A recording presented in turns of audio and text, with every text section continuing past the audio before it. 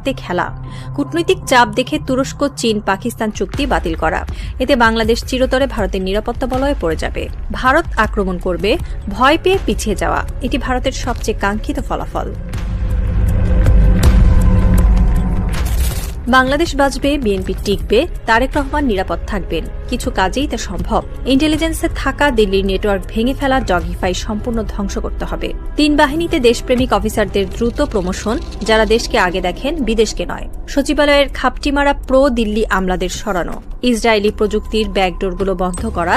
হাসিনা সরকারের সময় কেনা অনেক নজরদারি সিস্টেম আজও দিল্লির কাছে ডাটা পাঠায়। তুরস্ক, চীন, ইতালি, যুক্তরাজ্যের সঙ্গে দীর্ঘমেয়াদী অস্ত্র চুক্তি করা। যদি এই 5টি কাজ করা যায়, বাংলাদেশ আর কখনো ভারতের ছায়ার রাজনীতি দ্বারা শাসিত হবে না। গুলশানের বাসভবনের ছাদে দাঁড়িয়ে আছেন প্রধানমন্ত্রী তারেক রহমান। দূরে শহরের আলো, কুয়াশার ভেতর মিলিয়ে যাচ্ছে উত্তরের আকাশ। তার হাতে 2টি ফাইল, একটি লাল, একটি সবুজ। লাল ফাইলে লেখা দিল্লি অপশন, সমরাস্ত্র স্থগিত। সবুজে লেখা স্বাধীন বাংলাদেশ নীতি, সমরাস্ত্র উন্নয়ন অব্যাহত।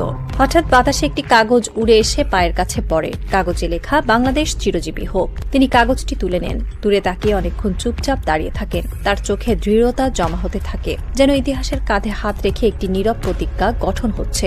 শেষে তিনি ফিসফিস করে বলেন, সময় এসেছে ভয় নয়, শক্তির পথে হাঁটার। আর ঠিক সেই মুহূর্তে দূরে কোথাও একটি সামরিক হেলিকপ্টার আকাশ চিরে উড়ে যায়। আলো এসে পড়ে তার মুখে।